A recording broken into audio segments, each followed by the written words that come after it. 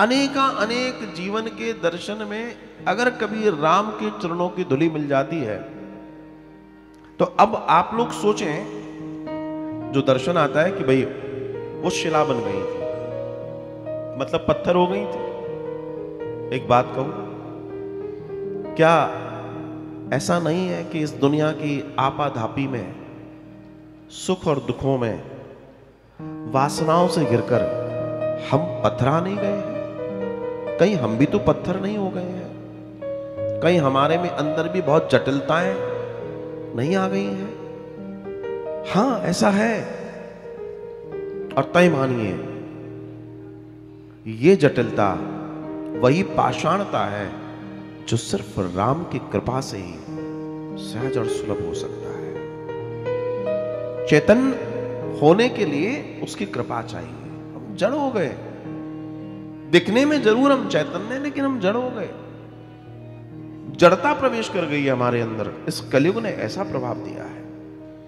तो हमें चाहिए कि हम अपने आप को उसके चरण शरण लाएं, ताकि उसकी परम कृपा के साथ अपने जीवन को हम भी उस दिव्यता में ले जाएं जहां वास्तविकता है।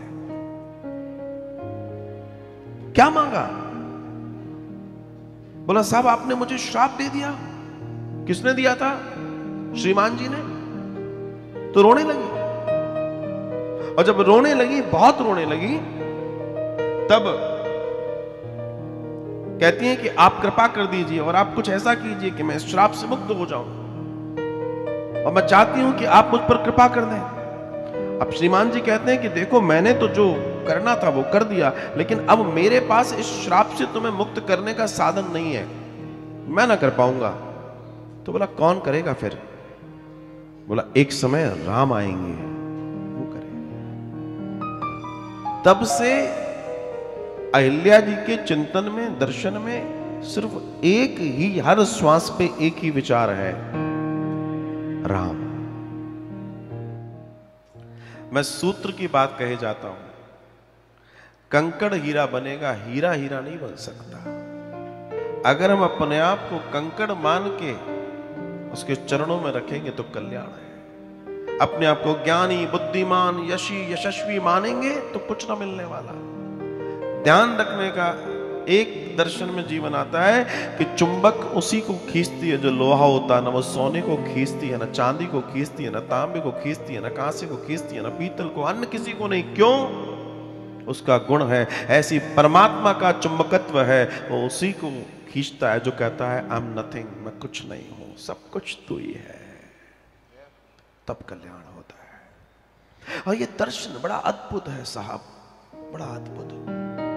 अहिल्या पर कृपा की भगवान ने, आप सब पर भी कृपा करें। जितने लोग निरंतर कथा श्रवण करते हैं, परमात्मा सब पर कृपा करें, क्योंकि इस कलयुग ने कहीं ना कहीं हमें जड़ कर दिया है। हमारे अंदर का चैतन्य जागृत हो और उस राम की प्राप्ति हो। भगवान की परम कृपा से देवी अहिल्या का कल्याण हुआ।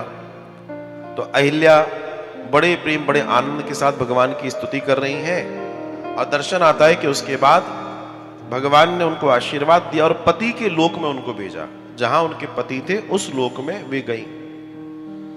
देखिए परम कृपा, देखिए एक तो ये होता है कि उस नारी जो बड़ी सती है उसका दर्शन देखिए, उसका अपना कर्म होता है, लेकिन परमात्मा की कृपा देखिए कि व्यक्ति के कर्म को छोड़कर भगवान की ऐसी कृपा है कि उन्हें गौतम जी के लोक की प्राप्ति हुई जहां भी गए। ये सब ईश्वर के हाथ में है और कर्म हमारे हाथ में। हम जो करेंगे वो हमें प्राप्त होता है। इसलिए अच्छा कीजिए, जितना अच्छा कर सकते हैं कीजिए।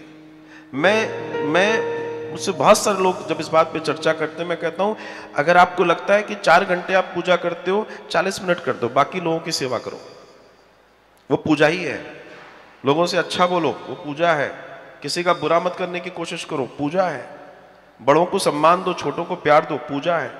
किसी भूखे को रोटी दो, प्यासे को पानी दो, किसी को तन ढकने के लिए भगवान ने सामर्थ्य दिया है तो वस्त्र दो, ये पूजा है। यही तो वास्तविक पूजा है, यही तो वास्तविक पूजा है। अपने से आगे लोगों को करो धर्म में, खुद पीछे हो जाओ। लो भाई तू आ, हम तो कर ही रहे हैं, अब तू भी सीख। यही तो पूजा है। ये जिसने समझ लिया तो जीवन का पूरा सार समझ लिया, पूरा सार जान लिया, और यही दर्शन है।